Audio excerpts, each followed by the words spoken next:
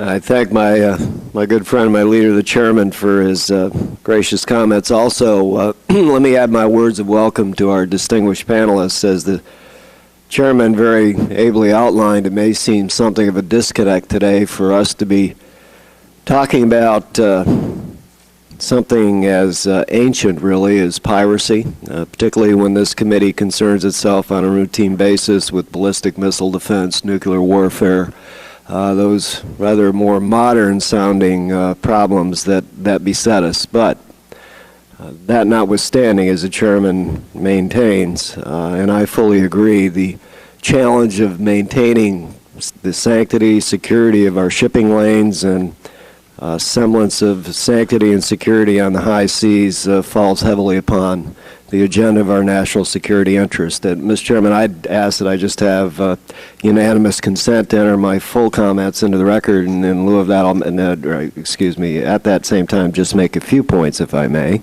Without objection, of course. First, at the risk of stating the obvious, piracy is not new. As the chairman again discussed, throughout history, we've been dealing with the events of pirates attacking ships, and certainly most notably in our nation's history, that of the Barbary pirates who operated from the northern coast of Africa from the late 1500s and to the early 1800s. In recent testimony to the Transportation Infrastructure Subcommittee, a senior policy analyst from RAND stated, and I quote, "Piracy is above all an economically driven phenomenon," end quote.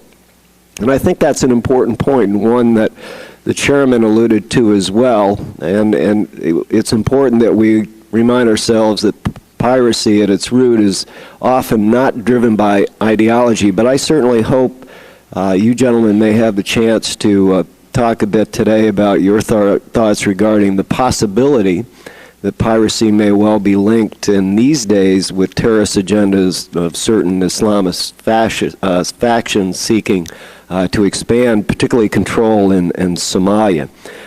Second, I think it's important to remember piracy is a criminal activity. International law defines piracy as such a criminal act and requires all nations to work effectively together to suppress that activity. And therefore, counter-piracy efforts must include coordinated maritime enforcement provisions.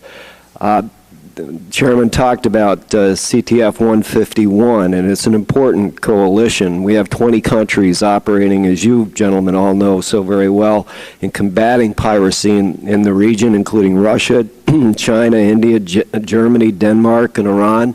But not all of those nations, again, as you know, are part of CTF 151, and as we've seen, often operate under very different rules of engagement. And I'd very much appreciate comments on how the Navy is working with members of CTF 151 and other members of the international community, as well as the U.S. Coast Guard in the Gulf of Aden, and what challenges may be out there with respect to those differing rules of engagement.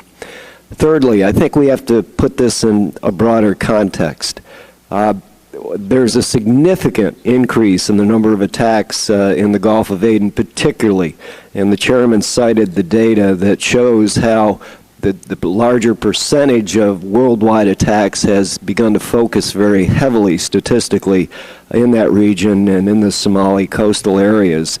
But just last month at a press conference, Vice Admiral Gortney, you may recall having commented that quote, "Your chances of being successfully pirated is 0.13%, end quote.